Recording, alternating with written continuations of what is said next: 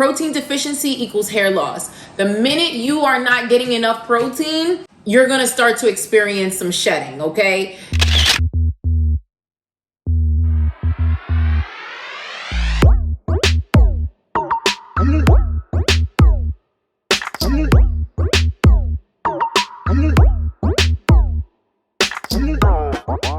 Hey baddie, it's your girl Bevy with Hairscripts, and today we're talking about protein for hair growth, okay? Now, before I jump into the topic, I have to ask a favor. Please subscribe, because my numbers show that most of y'all who are watching don't subscribe to me, and I'm trying to figure out why. Like, it's free, you know what I mean? And I'm spitting game. I'm giving y'all game for free. And if you go into my link and all of that, I'm not trying to sell you no course on how to grow hair. I ain't doing none of that, okay? I'm literally just sharing all the stuff that I've learned, and I'm still learning through my hair regrowth journey, okay? Now, if you don't know, and most of you don't because you're new to me, I was diagnosed with female pattern hair loss 2 years ago, 3 years ago, 2.5, whatever. 2020 messed it all up for me. I don't remember what happened before then, and long story short, I've been on a quest to regrow my hair because of the hair loss that I experienced. Now, while I was diagnosed with female pattern hair loss, I also had a whole bunch of other things that was causing me hair loss. Stress, inflammation, my cortisone levels, hormones, You know, like I always say, I had a 4 for 4 of hair loss concerns, okay? And so it took a lot of prayer, kumbaya, products, treatments, medical, cosmetic, doctors, yes, to help me get all my ish together. And it's an ongoing battle. Some minutes I'm up and some days I'm down. But we on the up and up, y'all. She coming back. Hair loss where? Okay. I'm not in my full glory, but we getting there. I mean, if you know the story, it's on here. It's on this channel somewhere. So please subscribe and go watch that. The other thing I'm gonna ask that you do is like the video. Okay, just do a favor and like it. You're gonna like it, so just like it in advance. Help me out with the algorithm. Let me get out there so I can, you know, come on, everybody's trying to come up. Like, please just help me. All right, so let's go into the video. Protein. Now, I'm not talking about protein treatments. I'm sure I have a video on here about that and the benefits of protein treatments and all of that. They're great, they're good. Do them. All right, but we're talking about eating protein for hair growth, okay? So protein deficiency equals hair loss. The minute you are not getting enough protein, you're gonna start to experience some shedding, okay? Shedding is when that hair, and I think I have a video on here about shedding versus breakage. Go watch that one. But once you start shedding, honey, that means shedding is a sign that there is an internal thing going on. There's either a deficiency, there's some type of immuno problems, or there's some type of inflammatory problem. But shedding is not good. Normal shedding, yes, telogen, you know, that is part of the normal hair growth cycle. Everybody sheds 100 hairs a day, bada bada bing, bada bada boom. But I'm talking about telogen effluvium, which is excessive shedding, and that is a result of some type of trauma experience to your body, okay? And so any trauma is not good, is not a good word. There's nothing good about trauma. So when your body is experiencing some level of trauma, whether it's sickness, whether it's inflammation, whether it's you start shedding. Deficiency is another trauma. Protein deficiency, absolutely, okay? Iron is another one, but we're not talking about iron today, okay? Let's stay here. We talking about protein. If you want me to talk about iron, comment down below. So let's talk about protein. So yes, topical proteins are great, but we need to ingest enough protein. And 9 times out of 10, you think because you had some chicken, you had some fried chicken, you had whatever that you're getting enough protein. Absolutely not, okay? More than likely, a lot of us have some deficiencies, and some of them is not going to show up on a blood exam, but you're not getting enough, right? So if you're someone who track your macronutrients, if you're a fitness person, or if you're really into weight and weight gain and weight loss, then you'll be more apt to knowing exactly what you're taking. Now, I will say this, right? There's no one size fit all amount of protein that you should get. A couple of things. Different strokes for different folks. Men should always get more protein than women. Men should get more protein than women. Women are going to get a different percentage of protein than men. But then once we go into women, we have to break it down into your body type, right? There's so many different body types. The simplest way to put it is if you're an apple, if you're a pear, if you're a Coke bottle, okay? And there's different names for these body types. Let me see if I can get the body type names for you. You know, body types. There's endomorph, ectomorph, mesomorph, right? But basically, that is exactly what I just said, so that I don't confuse you. You're either a pear, an apple, or a Coke bottle. And then I think that, and there's others where you just straight down and you got a boy body, more slim. No, not trying to, listen, your body is your body type. Everybody has a different body type. But for the most part, I'm a pear, okay? I ain't got nothing up here and then have the audacity to be like this, okay? I want to be a Coke bottle, but that's not what God decided to do for me. So I'm a pear, okay? So based on your body type as a woman, you have to eat the right amount of protein so that you're not overdoing it and you're eating too much protein now, or you're underdoing it. So I'm not gonna go, well, actually, let me tell you, hold on, let me see. Hey baddies, it's your girl Bevy with Hairscripts, and I have some great news. If you are experiencing hair loss, meaning it's shedding, it's thinning, you have bald spots, it's breaking, you don't know what the problem is and you don't know how to treat it and how to fix it, do me a favor and go to thehairscripts.com. Go to our website, the link is down below, and use our scalp evaluation tool where you can upload up to 6 photos of your scalp and your problem area. And one of our Hairscripts hair loss experts will get back to you, not only with the full evaluation, but a treatment plan on how you can personally regrow your hair back based on your hair growth concerns.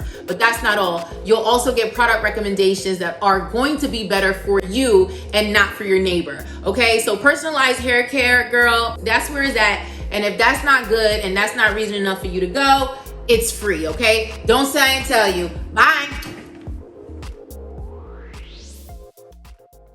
Right? How much protein should you take? So, mesomorphs are naturally athletic looking. Endomorphs are shorter and rounder. Ectomorphs find it difficult to put on muscle mass, while mesomorphs are able to gain muscle fairly easily. And endomorphs tend to gain weight and muscle easily as well. Okay, ectomorphs have thin shoulders with little width. So one thing I want to say about, and this is talking about ectomorphs being more on the skinnier side. Me, I know for a fact I'm an endomorph, meaning I can put on muscle really quickly, which thank God, but I also put on weight really quickly. Okay, so that's that. There's so much about that, and honestly, I don't think I could cover that in this video. If you want me to do a body type video and what protein you should and how much protein you should be eating for your body type, let me know, comment down below. Maybe I'll do a video that's more specific to the science of the body type. There's this girl on YouTube. She's a nutritionist and she's a fitness person who really breaks this down amazingly well. I mean, she helped me lose weight based on my body type. So here's the point, okay? Let's talk about why protein is very important. So your hair strands are made up of protein, and it's made up of a protein called keratin, okay? No, not keratin treatments, not keratin Brazilian treatments. It's made up of keratin. Keratin is the protein that our hair is made up of, okay? Not only the older you get, but there's a lot of things that can add stress to that and reduce that keratin. And that's when you start to get limp hair, breakage. Your hair is not as full, as thick, as strong as it used to be, right? And then it starts to fall out. So keratin and the raw materials for growth literally come from the protein rich foods that we intake. Without enough protein in our hair, or if we're not properly absorbing the protein, your hair is going to suffer. So if you're not getting enough protein in your body, in your diet, your hair is going to start to break, it's going to start to shed, it's going to get thin, it's going to get weak, brittle, it's going to look hungry. So I'm telling you, I know when I'm not getting enough protein, because that's when my hair goes from looking like this to just being like, wah, wah, wah. You know, usually I have a video on here about how your menstrual period affects your hair. Usually around my period, because I'm losing a lot of blood, and that is also iron related. And, you know, I'm losing a lot of blood. So it's like, I could tell my hair is always the worst during my period, man. I hate it. It just be looking so limp. Anyway, so it's very important to focus on protein intake, okay? Now, how to make sure that, like I said, how to make sure you're getting enough protein.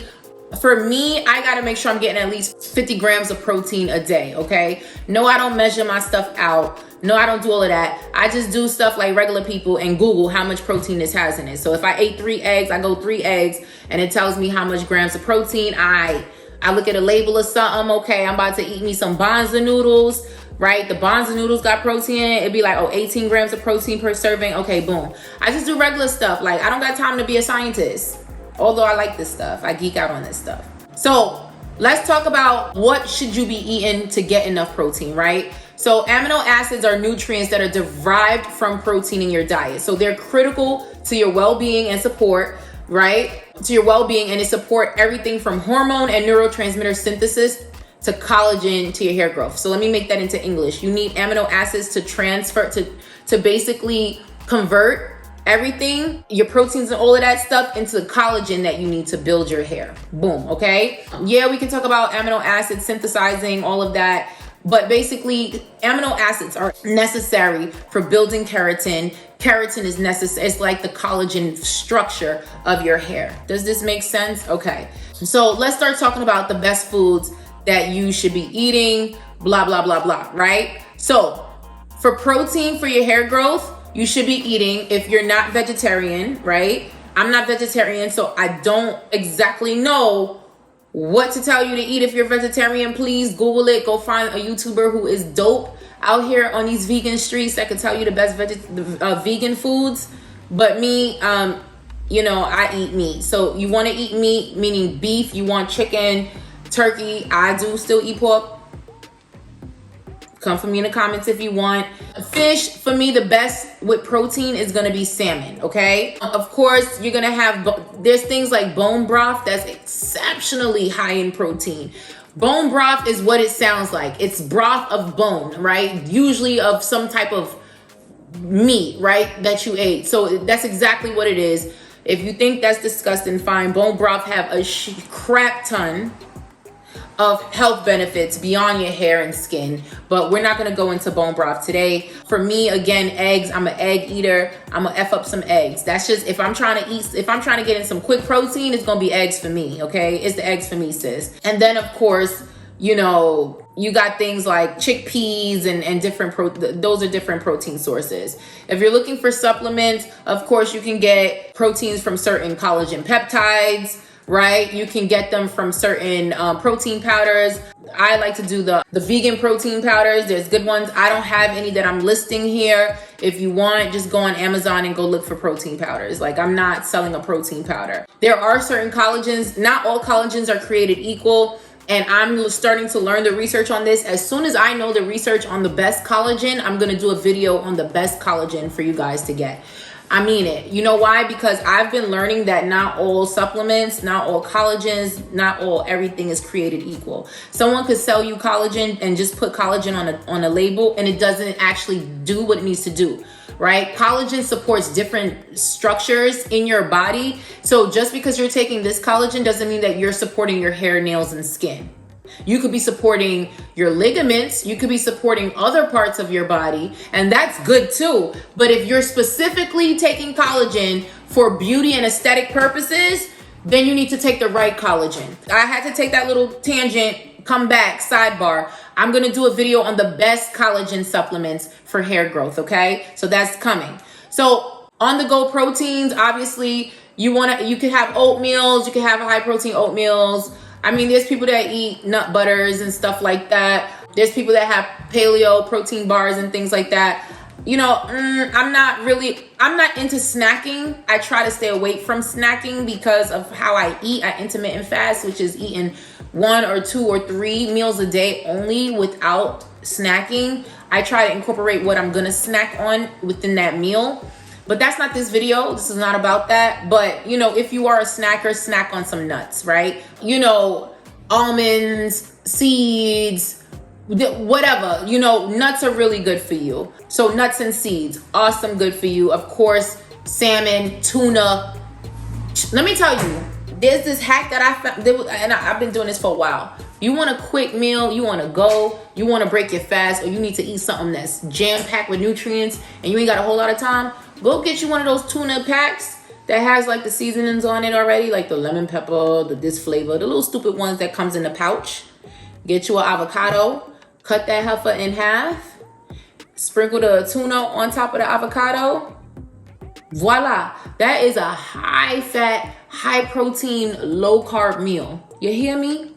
If you just trying to eat on a go, you eating really fast, and you just need to hurry up and eat something good that's protein rich.